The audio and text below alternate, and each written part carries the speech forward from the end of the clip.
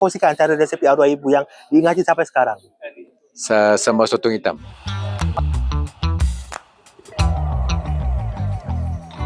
Pada usia sekarang 45 tahun ya. Apa diet yang Datuk amalkan sehari dari segi pemakanan? Secara jujur, saya dah cut gula sebenarnya berusia 40 tahun. Okey. Jadi kita pun tahu setelah umur 40 akan masuk 45, akan masuk ke usia 50. Jadi memang saya akan memantau segi pemakanan dengan kurangkan gula, lebihkan protein dan makan bila perlu.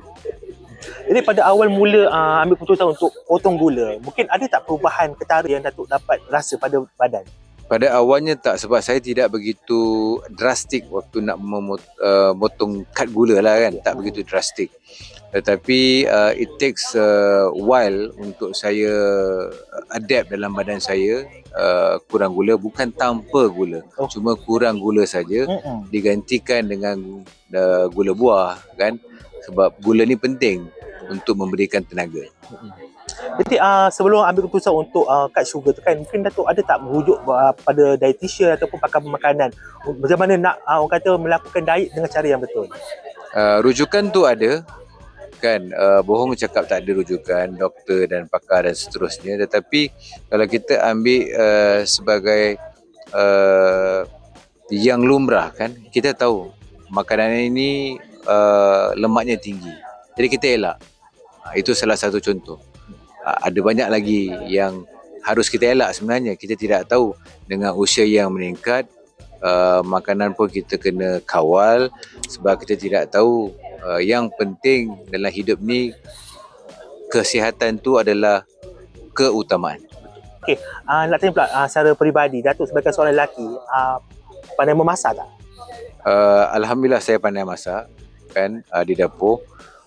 Bohonglah kalau cakap tak pandai masak kan. Jadi secara jujur pandai masak. Antara resepi air tangan pertama yang Datuk pernah masak, boleh kongsikan? Resepi yang pertama adalah asam pedas. Okey. Itulah resepi saya yang pertama. Asam pedas ikan? Asam pedas ikan pari. Ikan pari. Kepada usia berapa tu? Pada usia saya dalam 21. Antara Datuk juga isteri, siapa yang paling handal memasak secara peribadi lah? Arwah ibu saya. Okey, mungkin boleh kongsikan antara resepi arwah ibu yang diingati sampai sekarang. Sambal sotong hitam. Datuk warisi tak ada punya resepi tu. Saya masih memegang resepi itu. Tapi kalau kata air tangan setiap orang kan berbeza. Jadi mungkin dah dapat 100% tu tidaklah kan? Ataupun Betul. sama.